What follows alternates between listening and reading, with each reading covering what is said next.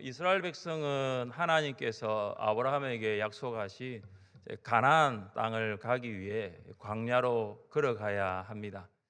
그런데 그들은 광야의 어떤 길을 통해 가나안에 도착할 수 있는지를 알지 못합니다. 성지 순례에서 이스라엘 백성이 걸어갔던 그 광야를 차를 타고 지나간 적이 있었습니다. 몇 시간 차를 타고 가고 가도 보이는 것은 광야밖에 없었습니다. 이 순례자들은 차에 장착된 이 내비게이션을 따라 그 광야 길을 갔지만 이스라엘 백성은 내비게이션이 없습니다. 내비게이션도 없이 이 광야 길을 걸어갈 것을 생각하니 참 막막했을 것 같다라는 생각을 하였습니다. 이 세상에서 우리의 삶은 이스라엘 백성이 걸었던 광야와 같습니다. 한 번도 살아본 적이 없는 내일을 살려고 하니 막막할 수 있습니다. 내일은 정말 멋진 일이 나를 기다리고 있을 거야라는 기대보다는 내일은 또 어떤 일이 일어날까라는 불안감이 더 크게 보이는 이유가 무엇일까요? 세상이 광야와 같기 때문입니다. 그러나 우리는 광야 같은 세상을 살면서 불안하지 않고 기대할 수가 있습니다. 그것은 하나님께서 계시기 때문입니다. 하나님께서 구름을 통해 이스라엘 백성을 인도하셨던 것처럼 우리를 인도하시는 것을 믿으시기를 바랍니다. 사랑하는 성도 여러분, 이스라엘 백성은 광야를 통과하여 가나안 땅에 들어가기 위해서 하나님의 구름을 바라보아야 했습니다. 우리도 세상의 광야를 지나서 천국에 들어가기까지 우리가 바라보아야 할 하나님의 구름이 있습니다. 우리가 바라보아야 할 하나님의 구름, 그것이 무엇일까요? 첫째, 하나님의 구름은 하나님의 영광입니다. 우리 함께 15절 말씀을 읽겠습니다. 15절입니다. 성막을 세운 날에 구름이 성막 곧 증거의 성막을 덮었고 저녁이 되면 성막 위에 불 모양 같은 것이 나타나서 아침까지 이르렀으되 아멘. 이 15절은 성막 봉헌식의 마지막 장면을 묘사하고 있습니다. 이 마지막 장면은 출애굽기 40장 34절 이하의 말씀을 보면 알 수가 있습니다. 구름이 회막에 덮이고 여호와의 영광이 성막에 충만하며 모세가 회막에 들어갈 수 없었으니 이는 구름이 회막 위에 덮이고 여호와의 영광이 성막에 충만함이었으며 성막 봉헌식에서 구름이 성막을 덮습니다. 구름은 하나님의 영광을 상징하는 것인데 그러니까 하나님의 영광이 성막을 가득 채웁니다. 성막을 뒤덮은 구름은 하나님 영광의 가시적 현상입니다. 그러니까 눈으로 볼 수 없는 하나님의 영광이 눈으로 볼 수 있는 구름으로 나타나는 것입니다. 그러니까 구름이 성막을 덮었고 하나님의 영광이 성막에 충만했습니다. 여러분 얼마나 이 하나님의 영광이 압도적이었는지 하나님의 영광이 강력했는지 모세도 성막 안으로 들어갈 수가 없었습니다. 사랑하는 성도 여러분, 구름이 성막을 덮었던 것처럼 하나님의 영광이 우리 하늘샘 교회를 덮을 수 있기를 축복합니다. 구름이 성막을 덮었던 것처럼 여러분이 교회로 들어올 때마다 하나님의 영광이 여러분을 덮을 수 있기를 축복합니다. 특히 하나님을 아직 확실하게 믿지 못한 새 가족들, 다음 세대, 그리고 10월 19일 이번 주에 우리가 초청하는 VIP들, 이곳에서 예배를 드릴 때에 하나님의 영광을 경험할 수 있기를 간절히 원합니다. 교회가 하나님의 영광으로 충만한 공동체가 되기 위해서는 예수님이 교회에 임재하신다는 것을 믿어야 합니다. 왜냐하면 예수님이 임재하신 곳에 무엇이 나타났느냐? 하나님의 영광이 나타났습니다.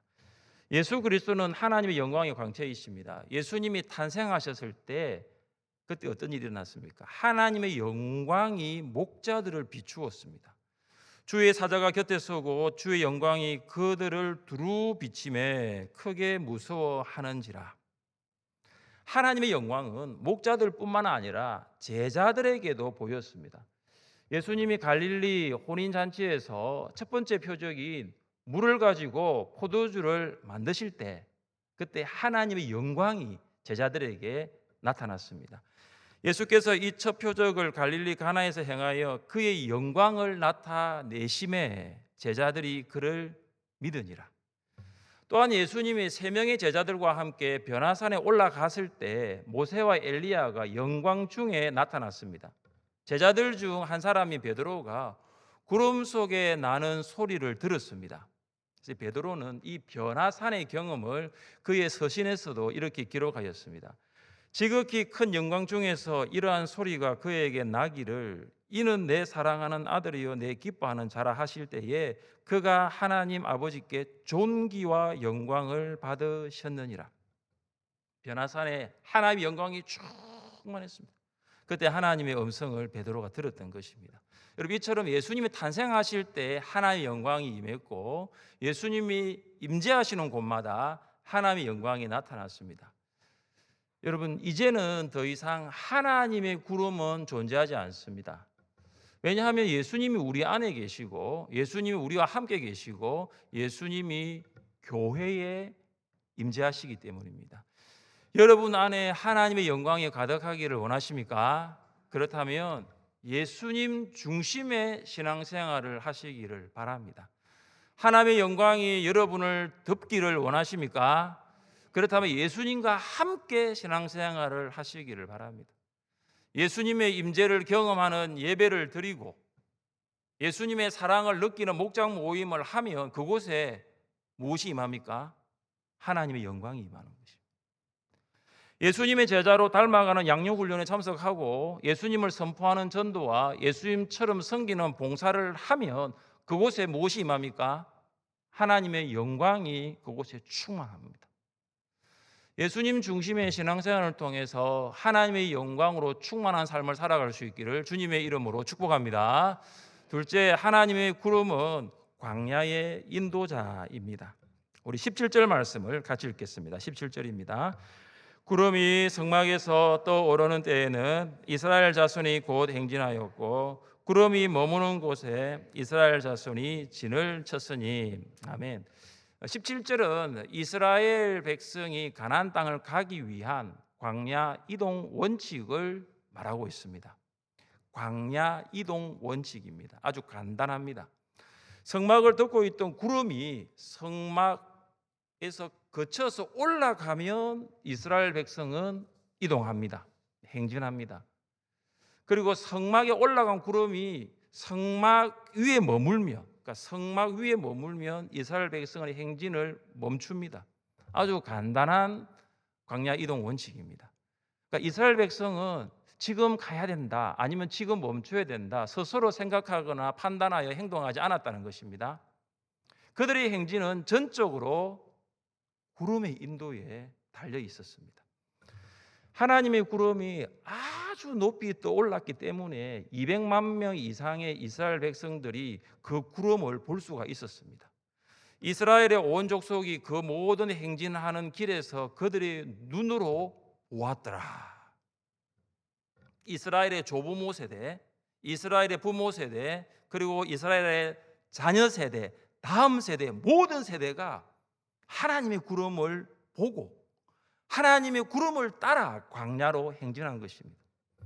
한 세대도 예외 없이 조부모 세대, 부모 세대, 자녀 세대, 이스라엘의 모든 세대가 하나님의 임재를 경험했고 하나님과 동행했던 것입니다. 그리고 아주 높이 떠올랐던 구름이 이제 성막 위에 머물면 이스라엘은 한 걸음도 움직이지 않습니다.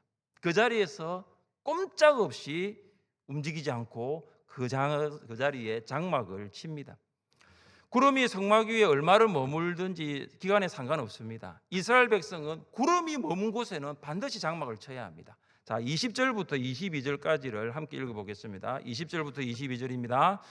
혹시 구름이 성막 위에 머무는 날이 적을 때에도 그들이 다만 여호와의 명령을 따라 진영에 머물고 여호와의 명령을 따라 행진하였으며 혹시 구름이 저녁부터 아침까지 있다가 아침에 그 구름이 떠오를 때에는 그들이 행진하였고 구름이 밤낮 있다가 떠오르면 곧 행진하였으며 이틀이든지 한 달이든지 1년이든지 구름이 성막 위에 머물러 있을 동안에는 이스라엘 자손이 진영에 머물고 행진하지 아니하다가 떠오르면 행진하였으니. 아멘.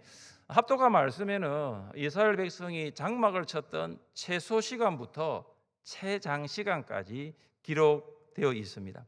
최소 시간은 언제냐? 저녁부터 아침까지. 이 최소 시간이 정확하게 몇 시간인지를 알 수는 없지만 저녁을 해진으로 보고 아침을 햇뜬으로 본다면은 12시간은 넘지 않은 아주 짧은 시간입니다.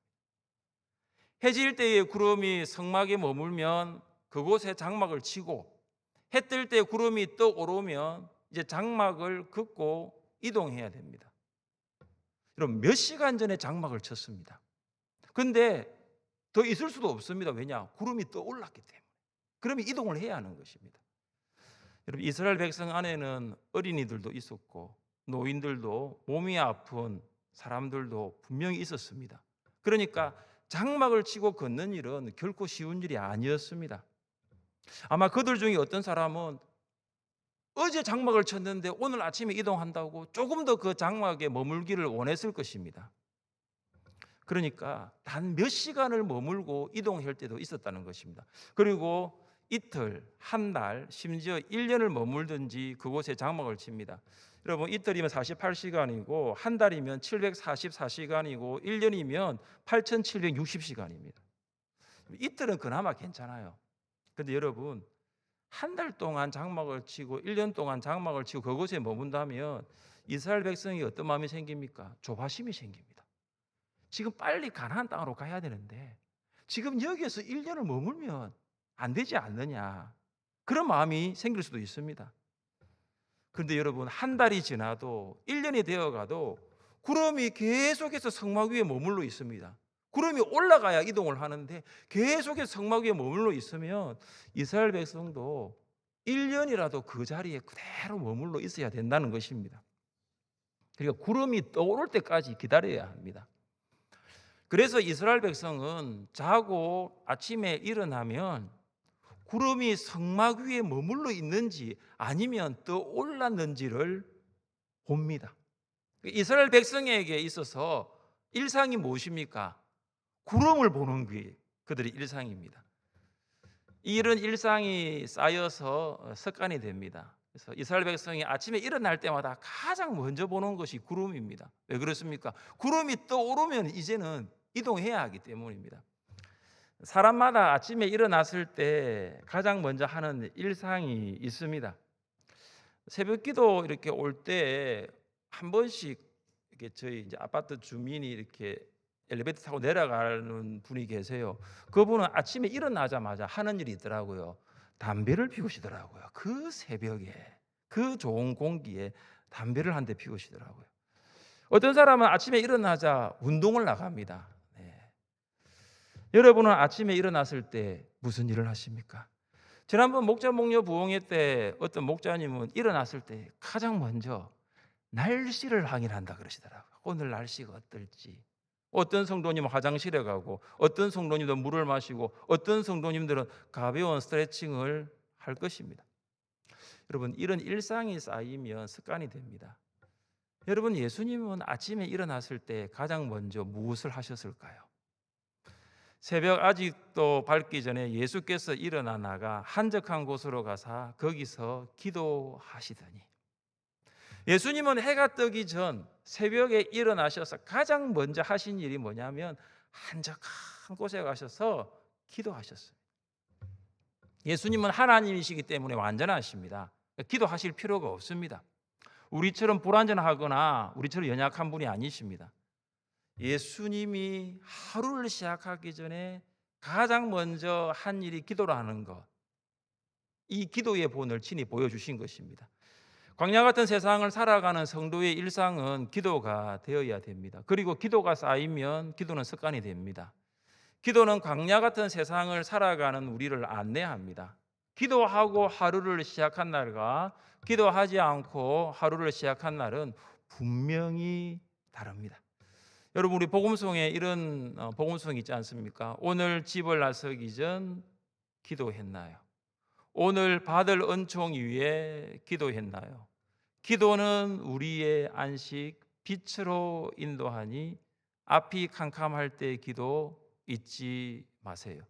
나의 일생 다가도록 기도하리라. 주께 맡긴 나의 생에 영원하리라. 기도는 우리의 안식, 빛으로 인도하니 앞이 캄캄할 때 기도 잊지 마세요. 사랑하는 성도 여러분, 광야 같은 세상은 캄캄합니다. 그래서 기도하십시오. 하나님께서 빛으로 인도하십니다. 기도는 광야의 인도자입니다. 오늘 광야 같은 세상을 살기 전에 기도하셨습니까? 오늘 밤이 지나 내일도 광야 같은 세상을 살아갈 것인데 오늘처럼 하루를 시작하겠습니까? 기도는 광야의 인도자입니다. 기도할 때 하나님께서 여러분을 빛으로 인도해 주실 줄 믿으며 기도하시기를 주님의 이름으로 축복합니다. 셋째, 하나님의 구름은 하나님의 명령입니다. 자, 우리 18절과 19절 말씀을 같이 읽습니다. 18절과 19절입니다. 이스라엘 자손이 여호와의 명령을 따라 행진하였고 여호와의 명령을 따라 진을 쳤으며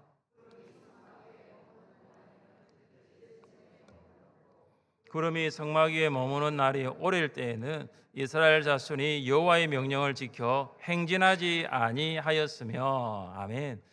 이스라엘 백성은 구름이 성막 위에 머물 때 진영이 머뭅니다. 그리고 구름이 성막에서 떠오르면 이스라엘 백성은 행진합니다. 구름이 떠오르는 것은 이동하라는 하나님의 명령입니다. 구름이 머물면 정지하라는 명령이고, 구름이 떠오르면 하나님께서 이동하라고 명령하십니다. 그래서 이스라엘 백성은 구름에 따라 정지하고 구름에 따라 이동합니다. 23절 말씀을 함께 읽겠습니다. 23절입니다. 고 그들이 여호와의 명령을 따라 진을 치며 여호와의 명령을 따라 행진하고 또 모세를 통하여 이르신 여호와의 명령을 따라 여호와의 직임을 지켰더라. 아멘. 자, 오늘 본문 15절 성막 봉헌식 때 나타난 구름으로 시작한 본문이 오늘 23절은 여호와의 명령으로 끝납니다. 이유는 하나님의 구름이 곧 하나님의 명령이기 때문입니다. 이스라엘 백성은 하나님의 명령에 따라 장막을 치고 하나님의 명령에 따라 행진을 하고 하나님의 명령에 따라 직무를 완수합니다. 여러분, 장막을 치고 행진을 하고 이 직무를 완수하기 위해서 이스라엘 백성이 무엇을 해야 합니까? 그들이 해야 하는 것이 무엇일까요? 순종입니다. 순종입니다. 이스라엘 백성은 철저히 하나님 명령을 순종해야 합니다. 광야를 지나 가나안 땅에 들어갈 수 있는 방법이 무엇입니까? 순종입니다. 하나님의 명령을 순종하는 것입니다. 하나님의 명령은 하나님의 말씀입니다. 주께서 명령하신 증거들은 의롭고 지극히 성실하니이다. 하나님께서 명령하신 것은 하나님께서 말씀하신 것입니다. 하나님의 명령, 하나님의 말씀이 곧 성경입니다. 이스라엘 백성이 하나님의 명령을 따라 가나안을 지나 가나안 땅에 들어가는 것처럼 우리도 하나님의 명령인 말씀을 따라 광야를 지나 천국에 입성할 수 있습니다. 이스라엘 백성이 하나님의 명령을 따라 진을 치고 행진하고 직무를 완수한 것처럼 우리도 말씀을 따라 진학을 하고 말씀을 따라 취업을 하고 말씀을 따라 결혼을 하고 말씀을 따라 이사를 하고 마지막에 천국에 들어갈 수 있는 것입니다. 그래서 우리가 해야 할 일이 무엇입니까? 말씀 순종입니다. 그런데 말씀에 따라 진학하고 말씀에 따라 취업하고 말씀에 따라 결혼하고 살아가는 것이 인본주의와 물질주의가 득세하는 우리 시대에는 영적 전쟁과 같습니다. 예수님을 인격적으로 만난 후 하나님께서는 성도 한 사람 한 사람을 향한 계획이 있다는 것을 알 수 있습니다. 근데 그 계획을 이루기 위해서 우리가 공부도 하고 일도 하고 가정을 이룹니다. 그런데 이런 인본주의와 물질주의가 득세하는 이 세상에서 참 말씀 중심으로 살아가는 것이 참 쉽지가 않아요. 가면 갈수록 어려운 것 같아요. 그래서 시편 성도는 우리에게 이렇게 권면합니다. 청년이 무엇으로 그의 행실을 깨끗하게 하리까? 주의 말씀만 지킬 따름이니이다. 내가 전심으로 주를 찾아싸우니 주의 계명에서 떠나지 말게 하소서. 내가 주께 범죄하지 아니하려 하여 주의 말씀을 내 마음에 두었나이다. 성도가 인본주의와 물질주의에 휩쓸리지 아니하고 거룩하게 살아갈 수 있는 것은 주의 말씀만을 지키고 따르는 것입니다.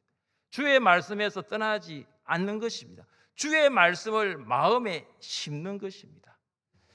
여러분, 성경을 읽을 때 어떤 마음으로 읽으십니까? 여러분, 성경을 읽을 때 근성으로 읽지 마십시오. 대충 읽지 말라라는 것입니다. 여러분, 성경을 읽을 때 목장 보고용으로도 읽지 마십시오. 하나님께서는 목장 보고용으로 성경을 읽으라고 말씀하지 않으셨습니다. 성경을 읽을 때 어명으로 읽으십시오. 하나님의 명령으로 읽으십시오. 왕의 명령으로 읽으시기를 바랍니다. 예수님을 만난 후에 우주의 왕, 인생의 왕, 나의 왕은 하나님이십니다. 하나님께서 성경을 통해서 우리에게 명령하십니다. 여러분, 왕이신 하나님께서 10월 19일 VIP 초청 잔치를 앞둔 하늘샘교회 성도들에게 왕이신 하나님께서 명령하시는 어명이 있습니다. 무엇일까요?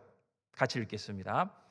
하나님 앞과 살아있는 자와 죽은 자를 심판하실 그리스도 예수 앞에서 그가 나타나실 것과 그의 나라를 두고 엄히 명하노니 너는 말씀을 전파하라. 때를 얻든지 못 얻든지 항상 힘쓰라. 아멘. 명하는 정도가 아니고 잘 보시면 엄히 명하노니, 그죠?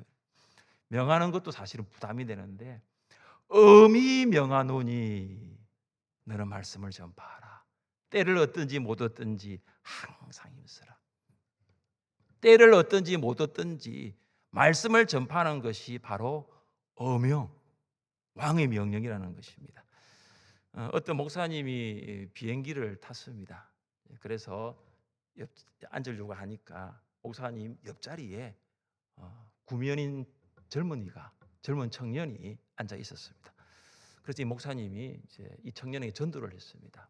예수님이 태어나셨고 어떻게 사셨고 십자가에 죽으셨고 부활하셨고 성천하셨고 예수님에 대한 내용을 가지고 다 전했습니다. 그렇게 전해도 이 청년이 무감각합니다. 무반응으로 일관합니다.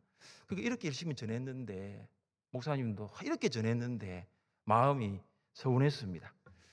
그러면서 또 기대를 한 것입니다. 오늘 비행기에서 만났는 것처럼 다음에도 만날 수 있겠지 하고 이제 자려고 하는데 갑자기 전화가 온 것입니다. 전화가 왔는데 받아보니까 이런 내용이었습니다. 목사님, 늦은 시간에 죄송합니다. 저는 목사님 옆에 앉았던 청년의 아버지입니다. 그리고 전 아들의 바로 뒷좌석에 앉아 있었습니다. 이런 내용이었습니다. 그러면서 이 목사님이 그러세요? 그런데 무슨 일로 전화하셨어요? 하니까 그 아버지가 이렇게 말합니다. 목사님께서 제 아들에게 하시는 말씀을 제가 다 들었습니다. 제가 목사님이 하신 그 말씀에 제가 관심이 생겼어요. 목사님이 말씀하신 그 예수님이 누구신지에 대해서 제가 더 알고 싶고 제가 목사님을 만나서 그 예수님이 누구신지에 대해서 더 듣고 싶습니다. 복음은 아들에게 전했는데 관심을 보인 사람은 아들의 아버지였습니다. 사랑하는 성도 여러분, 하나님의 어명입니다. 때를 얻든지 못 얻든지 우리가 힘써야 될 것이 바로 복음을 전하는 것입니다. 우리가 살아가는 세상은 광야와 같습니다. 예수님 중심으로 신앙생활을 하십시오. 여러분, 그러면 하나님의 영광이 여러분의 삶의 모든 영역을 덮을 것입니다. 사람 중심이 아닙니다. 하루를 시작하면서 다른 무엇보다 기도가 일상이 되도록 하십시오. 기도가 습관이 되도록 하십시오. 그러면 하나님께서 여러분을 빛 가운데로 인도해 주실 것입니다. 하나님의 명령의 말씀에 순종해 보십시오. 정말로 때를 얻든지 못 얻든지 하나님의 말씀을 전파하라. 이 어명, 이 하나님의 명령에 순종해 보십시오. 하나님께서 여러분을 영혼의 가난인 천국까지 입성하도록 여러분을 지켜주시고 인도하시는 줄 믿으시기를 주님의 이름으로 축복합니다. 시간 자리에 일어나셔서 찬양합시다. 주님 말씀하시면